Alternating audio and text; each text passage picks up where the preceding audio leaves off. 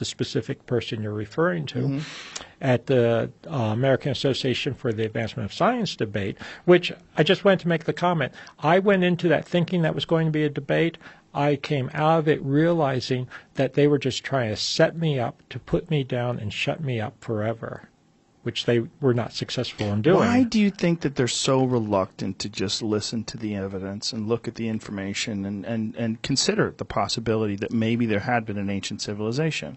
Because it upsets the standard timeline, the standard story, and it also upsets a lot of people's concept of progression. And this is something John Anthony West liked to talk about. He called it the Church of Progress, that we've gotten better and better and better. And I talk to so many people that think that we are the end-all and be-all, we're the best that there ever has been. Well, maybe we are in terms of certain types of technology. And I'm not making any claim that people in the past could ever do what we're doing now, doing a podcast with all the electronics. But as I point out, that also makes us really vulnerable to things. But I would argue that there is a not so remote possibility that they knew things that we don't know, that they may have understood things that we don't understand. They may have had a worldview that would benefit us to at least have a feel for it. I mean, I don't want to go off on spiritual tangents. I could if I wanted to, or philosophical tangents. But I also have a training as an anthropologist. I have an undergraduate degree in anthropology on top of everything else. And I'm fascinated by human approaches to life and the environment and their situation. And I'm convinced that we do have things to learn from the ancients, whether it's the really remote ancients or the more recent ancients from only 5,000 years ago, even dynastic Egypt, and that it's not all simply a one-way progress, that there are fits and starts, that there have been high points and low points and high points again. And I'm not frankly convinced that we're at the highest point when it comes to certain aspects. We might be at a high point with certain types of technology, but I'm not convinced that we're at a high point when it comes to stone construction. Oh, certainly not with stone construction. So there are types of technology we are not at a high point with, much less getting into this philosophical or spiritual or whatever you want to call it. And we don't think of it as technology because we think of technology as being something that's electronic. That's right. That's right. And there are other technologies. Yes. And if you ask me how did they build the pyramids, I will tell you I don't know. If you ask me how they constructed the Sphinx Temple, they carved out those huge blocks of stone that can weigh 50 or more tons and move them in such tight spaces with such tight tolerances, I don't know.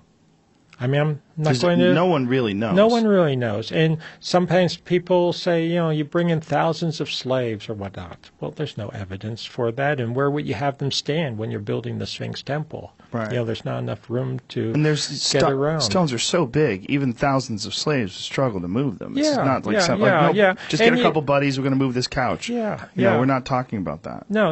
And you can try to hypothesize levers and that type of thing, but this has been said before, and I've seen, I wasn't there in person, but I've seen off-the-record footage of it when they've tried to just construct a little pyramid with very small blocks, and then they end up using modern machines, and they still aren't very successful.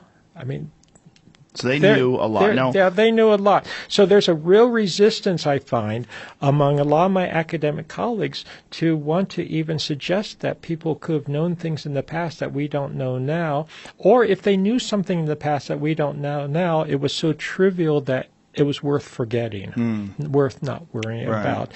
So there's that concept. I find it amazing, and I hate to be stereotypic, some broad brushing, but many Egyptologists, when I read their works or I listen to them at conferences, etc., and I get the impression that they might love Egyptology and studying the ancient Egyptians, but they also have this view that, these guys made wonderful temples and had some fantastic art, but really, they're sort of primitive and ha, isn't that silly? And Do you see what I mean? Right. It's like the In terms very of thing mummification the very preserving thing they organs. study, they put down, Yeah. in a sense, to build themselves up. And to build up this idea of ultimate progress that we keep Yeah, going exactly, in a linear exactly, fashion. exactly. Then you also have in Egyptology, and I want to give you another example of this, not just me bringing in scientific evidence and data and the Egyptologists rejecting it, but just recently, in the last couple of years, have you heard about the project on the Great Pyramid, the Big Void? They've been using muography, which is a highly sophisticated technique using muons that come from outer space or come from the atmosphere. They go through the pyramid. You can set up detectors long-term and pick these up. They're sort of like think of X-rays technology, but using muons, which are sort of exotic particle that most people are not aware of because they just pass right through us without interacting. But when you've got massive stone will block some of them, so you can pick up essentially an image over a long period of time. So this is really high-tech physics, very expensive. A consortium of physicists did work on the Great Pyramid. I think it's still ongoing, but they put up, tens of millions, if not more, worth of a sophisticated physics equipment, gathered all this data. I've seen the raw data. I have a degree in geophysics, geology and geophysics. I have some ability to evaluate this type of data, whereas I hate to say a lot of the Egyptologists don't. And I found that with my own data when I shared my own data that, not to be nasty, but they didn't know what they were looking at, Right. which is somewhat understandable since it's not their training. Right. So you have with the Great Pyramid, just recently in the last couple of years, published in Nature, a very prestigious journal, they found what they believe is evidence for a huge void above the Grand Gallery that has never been known before. There we have a picture of it. The Egyptologists have been so resistant to this, saying this is nonsense, there can't be, there can't be anything new that we don't know about, or if it is, it's just trivial, it's just some space between the rocks, it's nothing important. But what I wanted to say, which is really important, some Egyptologists actually called for the whole project to be closed down because they don't like the results, and they called it, quote, propaganda. Closed down, but you're more or dealing... less close down the whole scientific project. They don't. Not only do they not want to look at the data, they don't want more data collected that might contradict their standard point of view. That's fascinating that someone would actually call for that, because this isn't even their field of study, right? Yes, so you're dealing with physical evidence that they're saying is nonsense, but this is not something they study in the first place. Right. So this void that we're looking at here in these images, can you explain to people that are just listening what we're seeing? Oh, what you're seeing is they call it a hidden chamber there, but you can see how it's parallel to the Grand Gallery. The Grand Gallery is this huge gallery that goes up to the King's Chamber in the Great Pyramid. And that's deep in the pyramid. That's deep and in the pyramid. Hidden chamber is above that. It's above it, parallels it, is maybe close to the same size of it. It's hard to tell until it gets probed. You'd have to drill into it and maybe put a camera in. But I've seen the raw data. My point is I've seen the raw data. I certainly think it's important. They're interpreting it correctly. Now, the proof will be in the pudding, as they say, if they ever enter it or at least put a probe into it. But my point right now is to just dismiss the data as nonsense. To call for the whole project to be shut down is nonsense. Who is calling for the project to be shut down? Some of the Egyptian Egyptologists close to the ministry. And my point is they've done the same thing to me. So, for instance, when we did seismic work and we found the chamber under the left paw of the Sphinx, that's never been explored since, at least not to my knowledge. And they just dismiss it and say, we know there's nothing there. And that was despite the fact that we also found a chamber at the rump of the Sphinx, which I didn't know about at the time, but they already knew about. So it confirmed that our data was good because we were finding something they knew about. But when we find something they don't know about and they don't want to be there, they dismiss it and don't want to pursue it further. They have explored one of those chambers, correct? Did they explore the one that's in the rump? The one in the rump, yes. The one in the rump, but it turns out they already knew about it. It's probably not super significant. It probably is just maybe a Greco-Roman or late period burial or some kind of excavation. The one I believe is important is under the left paw of the Sphinx, which I believe is archive. Actually may go back to this very early period because we now have hieroglyphic evidence indicating that. What is the evidence that indicates it's an archive? Okay, so recently, and this gets back to the Sphinx. Yes. Okay, so we started this portion of the discussion with the Sphinx and my initial observations of the Sphinx. And one of my observations was that there's something going on with the weathering and erosion on the Sphinx. The second observation, this is within the first 2 minutes at most, was that the head is too small for the body. The head is not eroded the way the core body is. It's not eroded the way the walls of the Sphinx enclosure are. It's not the original head. I hate to say it this way, but I knew immediately that was not the original head, just from a geological point of view. Right. And I believe that's now since been fully confirmed that this is not the original head. It was a recarved head. So for a long time, the question has been, in my mind, and we talk about this even on Mystery of the Sphinx, what was the original head of the Sphinx? What was the Sphinx originally? We've speculated, and other people speculate it might have been a lion, for instance, Leo, because it faces on the equinox the constellation Leo in the sky.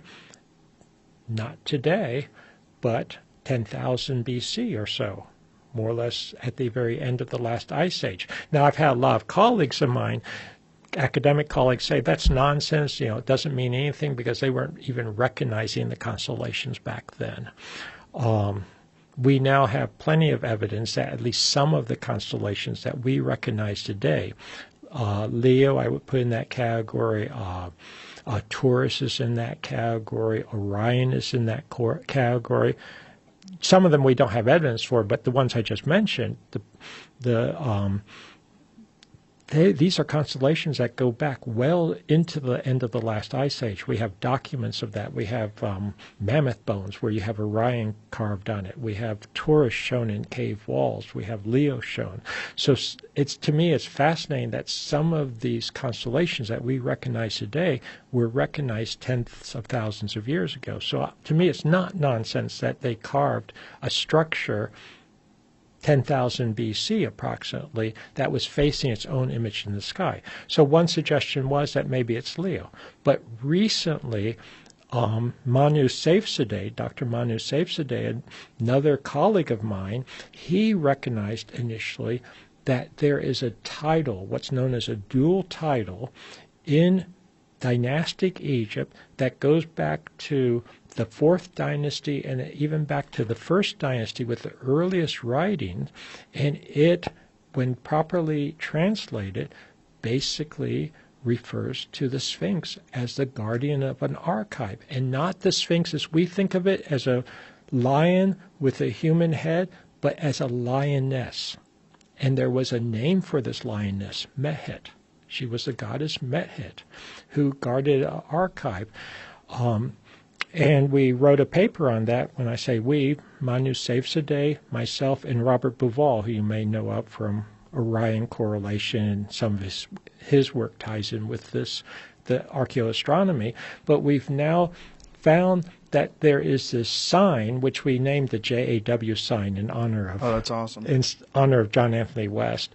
There it is. There's the JAW sign. And what you see here is a lioness Mehet, which was the Sphinx originally based on our reconstruction and interpretation.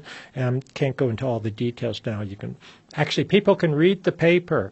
If I could put a plug in, if people go to my website, www.robertschoch, and that's ROBERTSCHOCH. The main thing is my name's spelled SCHOCH. So www.robertschoch.com, they can go. I did a popular summary of the paper, and they can also go and download the original paper in the peer-reviewed journal Archaeological Discovery.